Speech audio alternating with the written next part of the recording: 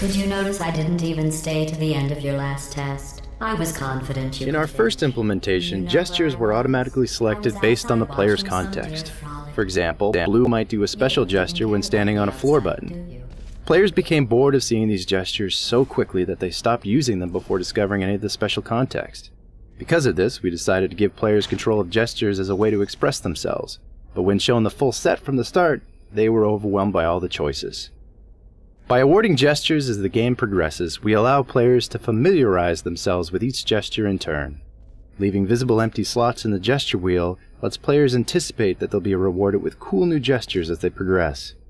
The gesture wheel provides quick access so that players can feel comfortable tossing out a gesture during downtime, letting them pick the perfect moment to share a high five. We have a taunt where one robot steals the other's core. When implemented, it was the only taunt that required one person to initiate. Because of this, we were afraid that it would be used for griefing. We were in the process of rethinking our approach when early playtesters rated this as their favorite taunt. It was also the most used team taunt because it only required one player to initiate and was easier to use than the others. We ended up changing all the other team taunts to emulate the way stealing the core works. Airlocks were introduced mainly as a way to allow players to focus on individual puzzles. In some of our early investigations, areas contained puzzles that were meant to be solved as a group, as well as others that were for individual solution. But we found that if players could move freely between them, they logically assumed that the individual puzzles were part of one big puzzle. This had bad results. For clarity, we created these airlock-like spawn rooms that act as checkpoints between puzzles. Once both players entered the airlock, we lock off access. In Left 4 Dead 2, we authored simple, fogged, black versions of the world as monolithic models to avoid the CPU overhead of rendering the world again for water reflections. This worked well for the Left 4 Dead 2 outdoor environments where most light comes from the sky. But Portal 2 is almost entirely indoors, so the color and value of the world geometry is apparent in the water reflections. Since the Portal 2 world geometry is relatively simple, we automatically build a version of the world geometry that has a single texture that combines both lighting and surface shading, along with another texture that has just surface shading. The latter texture is used when rendering dynamic lights. These textures are at the same spatial resolution as the light maps and get packed into a single large atlas texture per level. Drawing this simple world imposter takes very little CPU time, which was a limited resource on Portal 2 due to the many portal views, split-screen views, and water reflection views that we needed to render.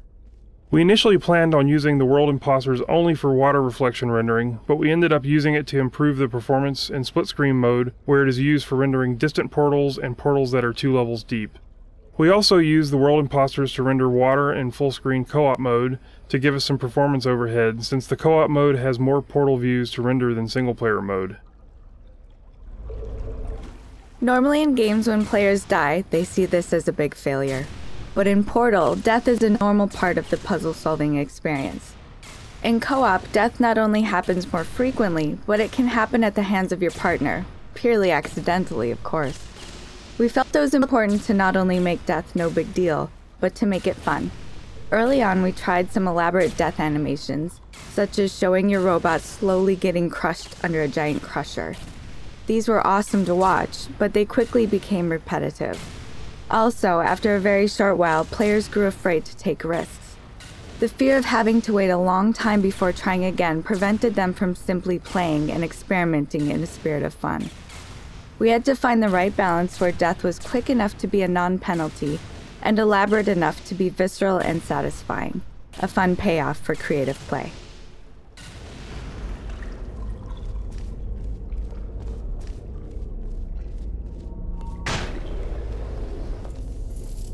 We noticed that after playtesters had solved a difficult puzzle together, they'd sometimes pause before funneling through the exit door to repeatedly jump up and down in excitement.